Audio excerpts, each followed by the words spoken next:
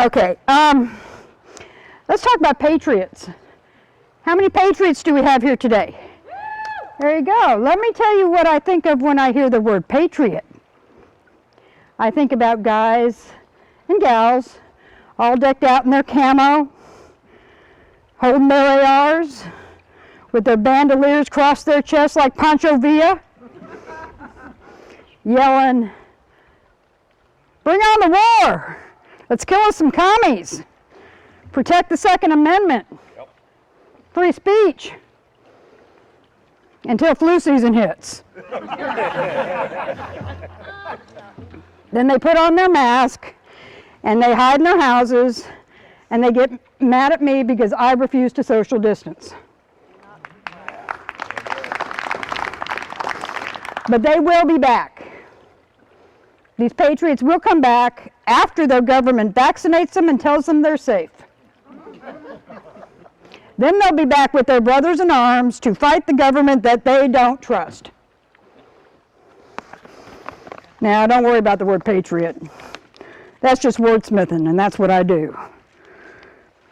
And I don't know how to fold the page. Here we go. The point is these fake patriots are not your friends, and you need to recognize them. Tell me how you cannot trust the government to protect your constitutionally guaranteed rights, but yet you can trust them on a Chinese flu.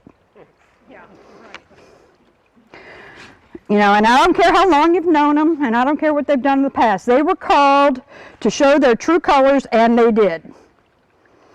And they sold you out for a mask and an agenda and maybe $1,200. Now, welcome to COVID 1984. Now, the fake patriots, for the most of them, are going to be your elected government.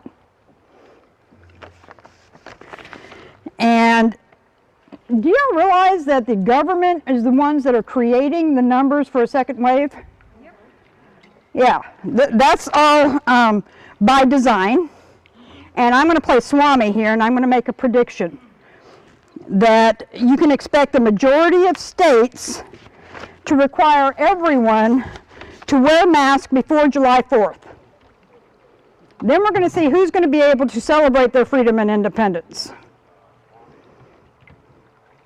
Too many are being shut down already.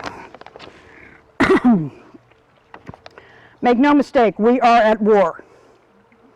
That's exactly what this is. They declared war on May 25th in Minneapolis. Just like the assassination of Archduke Ferdinand prior to World War I, there was a flashpoint, and it happened just barely a month ago. And I'm going to throw another little tidbit in there. Expect another flashpoint this summer. Another prediction here. I'm a pretty good Swami. Yeah. Now, if you study war and conflict, you're going to see similarities of our lives today to families that survived other conflicts. Supply chains are broken. Y'all enjoying hoarding all that toilet paper? Bidet, baby, bidet. Food is scarce. Everybody got their victory gardens planted. Education. We're all homeschooling now like they used to, and they need to keep that going. Okay? We need to keep our kids out of these indoctrination centers. Amen. But that's a whole nother discussion that they won't let me go beyond my 10 minutes. So, now limited medical care. I need to throw in one little personal bit on the medical care. I lost my doctor over this COVID crap. Because I refused to wear a mask, they refused to let me in their facility. They said that I can have a very personal and private examination by a nurse, not a doctor, out in a very public parking lot. Oh, nice. And I said, well, that's not going to happen, of course.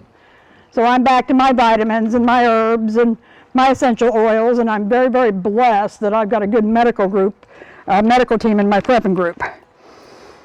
Okay, so how many people think that the people in D.C. are going to come to your rescue? Well, good. Y'all don't have to leave. You cannot trust any political party. Okay, now I'm registered as a Republican. I vote. That doesn't mean I trust anybody elected at this point in D.C. I don't. You can't trust any of the politicians out there. The Democrats are leading the charge, but the Republicans allowed it to happen. They had a choice, and they have their own agenda. They could have stopped it, but Brett coined this term for me, propagandemic.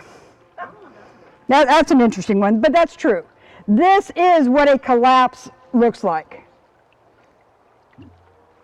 This is what a war looks like. Life as we have known it in the past is over.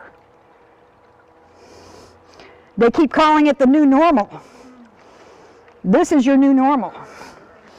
And if you can't see it, you're either not paying attention or you're in denial. And you need to wake up and smell the feces, because this bullshit's not going to stop.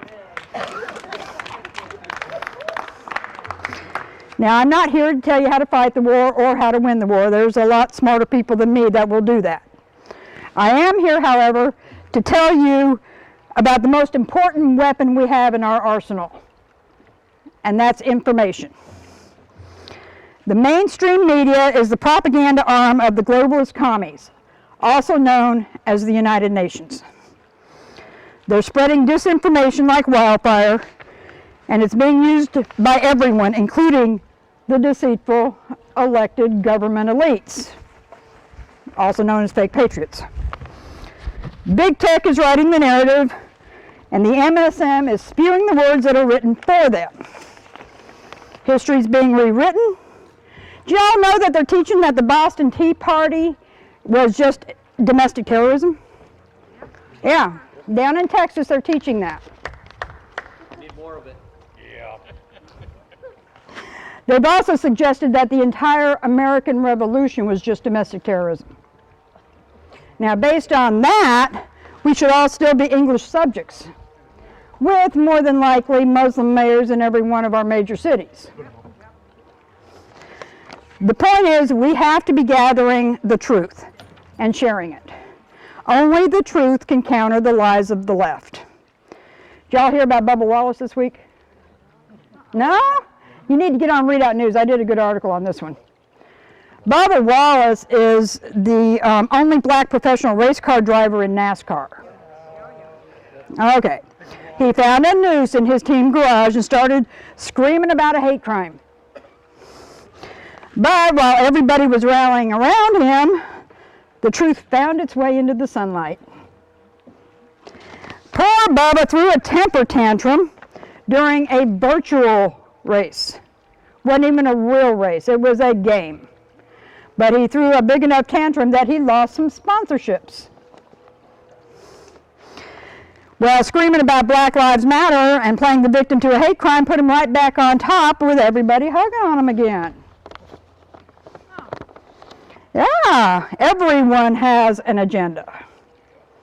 Now, this may seem like a little example, but it's vital for the truth to come out. Now, I'm not going to suggest that we can win this war, but I will tell you that we can survive it. If we work together, share the truth by whatever means necessary. And that's a term I'm willing to discuss with anybody, considering they use that one in federal court as considered a threat. Whatever means necessary. You need to write it in an article, share it on a podcast, speak up at a town hall. Even the act of standing next to your fence and talking to your neighbor across it and sharing the truth to him will help. Don't let them get away with these lies. We need to wake everybody up to the facts. That's the only way we're going to survive. Information. Gather it, disseminate it, share it. Thank you all. God bless. Thank you, Sherry. That must have been dog meat.